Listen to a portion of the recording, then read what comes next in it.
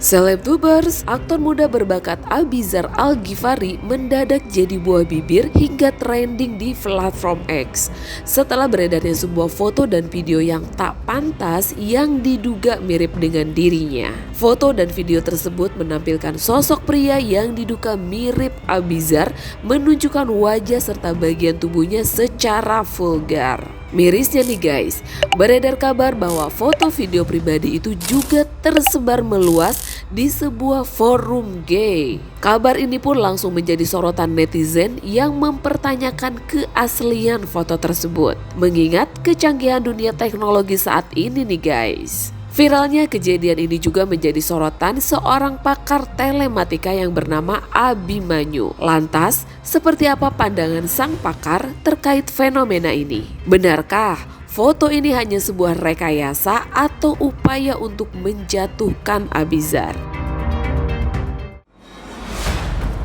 Saat ditemui baru-baru ini, pakar telematika Abimanyu menegaskan bahwa foto vulgar yang diduga mirip Abizar kemungkinan besar merupakan hasil rekayasa alias editan. Menurut Abimanyu, jika dilihat dari detail foto, ada beberapa kejanggalan khususnya pada bagian yang memperlihatkan alat kelamin. Ia juga mengingatkan agar berhati-hati dalam menyebarkan foto-foto yang berpotensi bisa disalahgunakan karena seringkali publik hanya fokus pada konten yang viral tanpa mengecek kebenarannya. Sementara itu pula, Abizar hingga kini belum memberikan klarifikasi apapun terkait foto viral tersebut. Begitupun dengan sang ibunda Umi Pipik. Alih-alih klarifikasi, Umi Pipik hanya fokus memberikan dukungan nasihat terbaik untuk sang putra.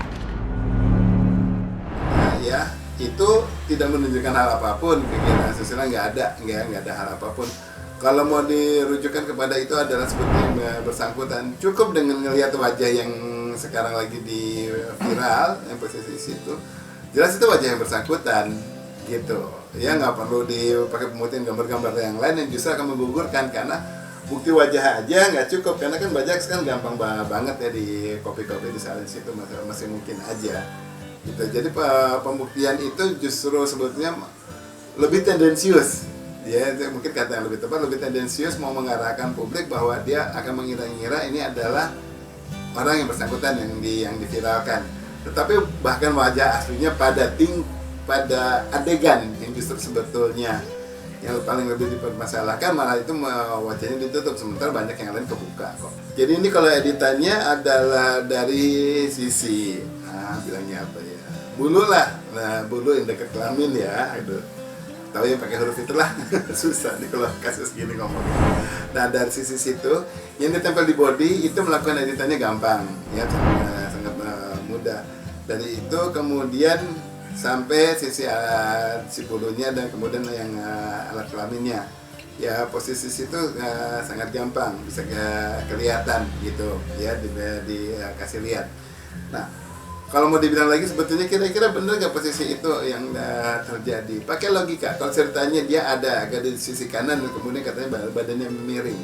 Saat badannya memiring maka kelihatan si alat kelaminnya bentuknya juga akan ikut memiring, lebih ke arah mengikuti anggota tubuhnya aja di sekitar di area antara paha ya, gitu posisi dia akan miring. Tapi saat misalnya tubuhnya dianalogikan katanya lagi miring, tetapi kemudian badannya bisa turun, lo gimana nih badan kakinya miring katanya, tapi alat kelaminnya bisa turun, kan aneh. Nanti kalau badan lagi turun, alat kelaminnya bentuknya miring ke samping dong, gitu. Walaupun emang ada orang yang rada-rada bengkok ya, umpamanya kayak gitu. Tapi posisi di sini kita bicara perspektif gambar, ya posisinya itu juga udah natural.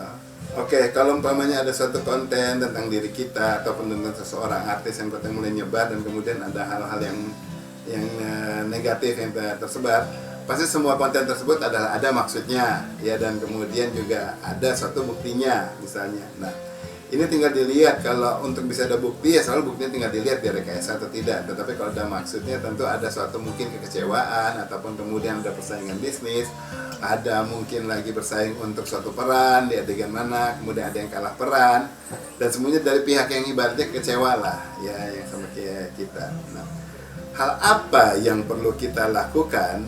Ya, sebaiknya apa yang kita lakukan adalah begini, bahwa lakukan sesuatu yang patut, yang normal, bahwa apabila itu kita lakukan itu walaupun hal yang paling rahasia ya, paling pribadi, paling privasi banget, nggak usah lah ya menunjukkan hal-hal yang justru akan memancing kemudahan, dia memancing kemudahan bagi seseorang untuk kemudian melakukan perfitahan ataupun kemudian pemviralan hal yang nggak benar. Ya, jadi jangan memancing ya. Kalau kita ini kayaknya nanti mungkin lebih baik bisa ada mungkin direkayasa, ya udah lebih baik jangan. Karena daripada itu dari kemudian risiko tersebut lebih akan mudah direkayasa, walaupun sudah diklarifikasikan yang orang yang misalnya seperti saya yang sejauh ini lah orang suka banyak yang referensinya kan gitu kepada saya. Tetapi belum tentu orang yang berkepentingan dan kemudian orang yang terkait juga sudah menonton yang klarifikasinya ini. Bisa jadi dia hanya mendapatkan yang viralnya aja, yang buruknya aja, dan sudah tersebar yang buruknya. Klarifikasi yang kayak gini mana mungkin ada yang mau nonton misalnya, ataupun ada yang kelewat, ya ada yang nggak sempat, ataupun ada yang sudah tendensius. Jadi segala klarifikasi apapun akan dilewatkan, dia percuma. Jadinya untuk penyanggahan jauh lebih parah, lebih susah daripada melakukan penghindaran. Jadi upayakanlah penghindaran, jangan bikin adegan-adegan yang memancing.